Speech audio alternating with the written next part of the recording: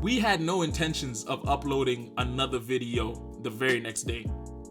And when I say that, you might be a bit confused, but ladies and gentlemen, yesterday we uploaded a video basically discussing the DeAndre Hunter trade, discussing all the bits and pieces that you need to know about the trade, as well as how each team benefits and what the changes mean for everyone.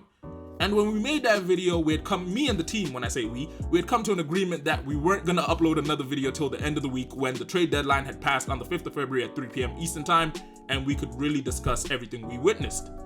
However, Jared McCain just got traded to the Oklahoma City Thunder. And of all the trades that have happened so far, in my personal opinion, this is the biggest trade of all. And this trade is big enough that I said, hey, the trade deadline hasn't hit yet, and I know Giannis is getting traded soon, but I'm going to talk on all the trades that have happened between DeAndre Hunter to Jared McCain and explain what I think about them all. And then, hey, when Giannis officially gets traded to the Minnesota Timberwolves, because I do believe he's getting traded to the Timberwolves, we'll discuss that. But hey, check out the DeAndre Hunter video if you haven't yet. If you're new to the channel, do me a favor, go and hit that subscribe button and turn post notifications on. We are 4 subscribers away from 100. Please help us get there. And if you enjoyed today's video, hit that like button. If you don't, hit that dislike button. And down below in the comment section, let me know. Do you agree with Giannis to the Timberwolves, or do you think he's going somewhere else? So, getting straight into the trades, first one is Trailblazers acquiring Vit Krejci. This was more just a thing of team swapping 2 players. It wasn't too big of a deal in my personal opinion. If you feel that is something different, let me know. But on the side of the Blazers, they're a mainly young core with 2 veteran guards in Drew Holiday and Damian Lillard. Outside of that, the rest of the team is significantly young. So it makes sense that they're willing to play around with players just to basically get the best fit they can, and at the same time allow themselves a little bit of trade capital over the next few seasons. Nextly, we had the big trade of Jaren Jackson Jr. to the Utah Jazz. This one was a bit weird just because if you've been keeping up with NBA news for a long time, Jaren Jackson Jr.'s name was getting mentioned in trades, but it was always being tied to the Los Angeles Lakers because Austin Reeves is in the contract year. Everyone suspected the Lakers don't want to have to pay everybody, which is where Rich Paul infamously said trade Austin Reeves for Jaren Jackson Jr. But yeah, he got traded to the Utah Jazz. He wasn't shipped alone. He did get shipped with John Concher, Jock Lawndale, and Vince Williams Jr. And in return, the Grizzlies did get Walter Clayton Jr., who was an NCAA champ last year, Kyle Anderson, Taylor Hendricks, Gorgeous Niang, who at this point is basically a journeyman, and 3 future first-round picks, a 2027 first-round pick that's the best of the Jazz, the Cavs, and the Timberwolves, the Lakers 2027 first-round pick, and the Phoenix Suns 2031 first-round pick. I do see that the Grizzlies are basically saying they're in a full rebuild. Now, a bunch of people did suspect that they were going to trade Ja, but really and truly, it was one of 2 options. You trade Ja or you trade Triple J. Whoever you trade, you get as much draft capital as you can, because the next plan will be build around this player through drafting well, or next season you basically got to trade whatever draft picks you have left to try and get someone to support him, because yeah, it just wasn't working out the way they thought it would, and obviously getting rid of Dillon Brooks and their previous head coach doesn't seem to have done the trick. Now, the next trade we did witness was the Bulls acquiring Jaden Ivey and Mike Conley Jr. This was a perfect sign of why I believe Giannis is going to the Timberwolves, because in this trade, the Pistons got Kevin Huerter, Dario Saric, who had just been traded in that DeAndre Hunter trade, and the 2026 first-round protected swap from the Timberwolves.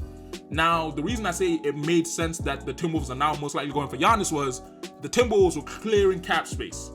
Because the way they're setting it up, I do believe Julius Randle is going to be the trade piece they use to get Giannis Antetokounmpo into place, because contract-wise, he'll be the closest, and at the same time, it's at a level where you can say he's about as young as Giannis, has a lot of production, he'll fit the team in regards of the team doesn't have much going for them, but then at the same time, you might see them add in some people like Dante DiVincenzo just for the sake of, you got to make the trade package basically lucrative for the Bucks, because at this point, they're countering people's offers. But yeah, Mike Conley made sense that the Timberwolves were moving space. Jaden Ivey, I never saw this one coming, but again, I've been big on the Pistons for the past few years, but ironically, the one year they're really balling out, I'm not really watching. And the reason I was always big on them was Jalen Duren and Cade Cunningham. I always said, the funny thing is, even though Jalen Duren isn't what you now call your stretch big, he's a stereotypical big. He plays a defense, he rebounds, and he basically plays around the rim, which even in this modern era, he's showing how you can excel at it. So the Jaden Ivey one made no sense to me, but at the same time, it does make a little bit of sense. The Pistons do slightly win though, because getting Kevin Huerter, even though he's been struggling semi-recently with his shooting, he provides them another layer of shooting and a lot more depth, because yeah, if you look at the Pistons roster, they are deep. So I like the trade for all sides because, yeah, Timberwolves clear up space for Giannis. Bulls basically allow veteran leadership at the guard position, which helps with the fact that you can now basically help mentor Josh Giddey. And when it comes to the Pistons, as I said, you get more shooting.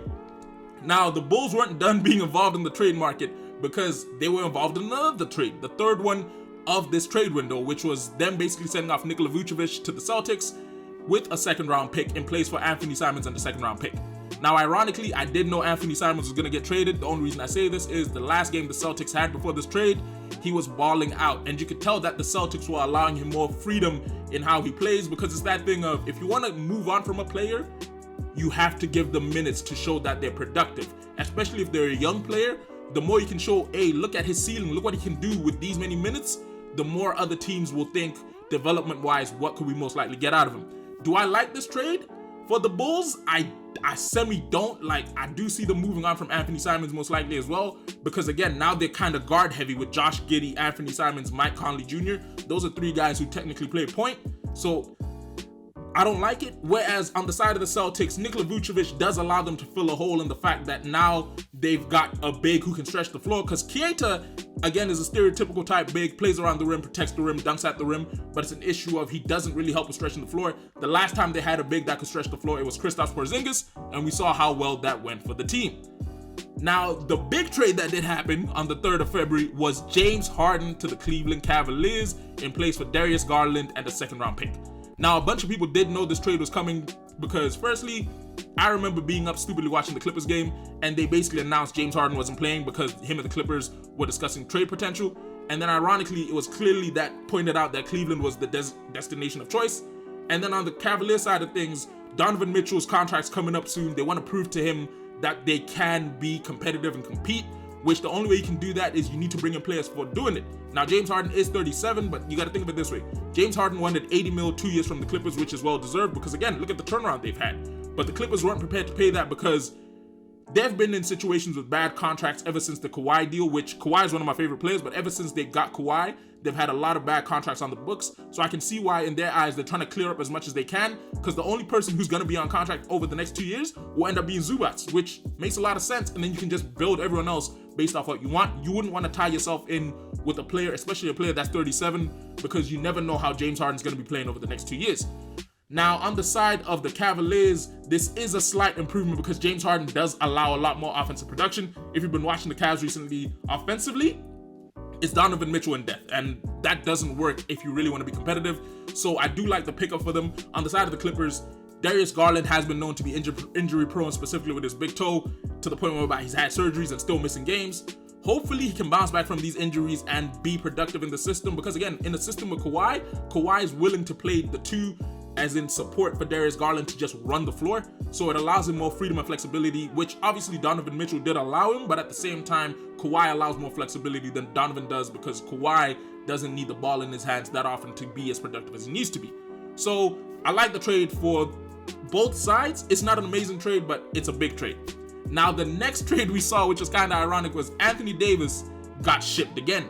Like back-to-back years, and Anthony Davis is on to another team. The Mavericks did trade Anthony Davis, Jaden Hardy, D'Angelo Russell, and Dante Exum to the Washington Wizards for Khris Middleton, AJ Johnson, Malachi Branham, Marvin Bagley, 2 first-round picks, and 3 second-round picks. Do I like this trade? Yeah, I like it on the side of the Mavericks, mainly because Anthony Davis, injury-prone, as we always know, hasn't been able to play that much with the team. Khris Middleton coming in, that's the person I'm more focused on than anyone else, mainly because with Cooper Flag being on the team, you need as many shooters as you can, the same way with LeBron, you needed shooters. So this fits him best because it means it's another guy who can score on the floor, and it basically allows him to play one-on-one with people rather than seeing help a lot more than he used to, because obviously when Anthony Davis wasn't playing, Gafford's on the floor, and you don't really need to worry about Gafford stretching the floor. Whereas if Khris Middleton's on the floor, he's not the 5, but it stretches the floor a little bit more by people really can't help, and if Gafford's man helps, it's going to be hard for someone to rotate off Khris Middleton to help on Gafford in case there's a lob thrown. So do I like the trade? I like it more for the Mavericks. For the Wizards, I know everyone says that they get a veteran center in Anthony Davis with Alexander Sarr to help him, but I don't know if that's that good because, again, AD's injury prone. D'Angelo Russell has proven he's highly inconsistent. Jaden Hardy I haven't watched enough of, and Dante Exum rarely gets enough minutes for me to really praise him like that.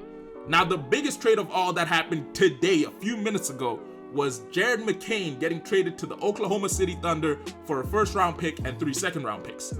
The reason I say this is a big trade is we saw what Jared McCain did in his rookie year before his injuries. Obviously, since he's been back, we've not seen the same level of production. But again, that's because the Sixers have been heavy at the guard position, specifically the 2 guard.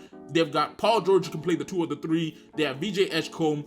They have, why am I forgetting Quentin Grimes' name like that? They've got Quentin Grimes, and then they had Jared McCain. Basically, too many guys with too few minutes. And then obviously they had Kelly Oubre at the 3, which meant Jared McCain was always going to fall to being the backup or the 3rd option at the 2 guard position, more times the 3rd option. So it makes sense. I'm happy for him to move on because, again, the Sixers didn't have enough room to play him. And at the same time, him joining the Thunder allows a lot more room because Shea can produce at a high level. With Jared McCain on the floor, if Jared plays the way he did in his rookie year, I kid you not, we might see the Thunder back in the finals this year just because this allows them a lot more scoring opportunity because as a team, they can score. But if you added a kid who can play a lot of defense and a lot of his ability is generally putting the ball in the hole, that's a 3-and-D guy. It's really going to support the team. But hey, these are all the trades that happened over the past 2 days in the NBA trade market. Let me know what you think about them down below in the comments. Me personally, as I said, I believe the biggest one is Jared McCain to the Thunder. But hey, maybe you have a different one. Let me know down below. It's been your boy Alvin Mike from L.T.A. I'll catch you in a bit. Deuces.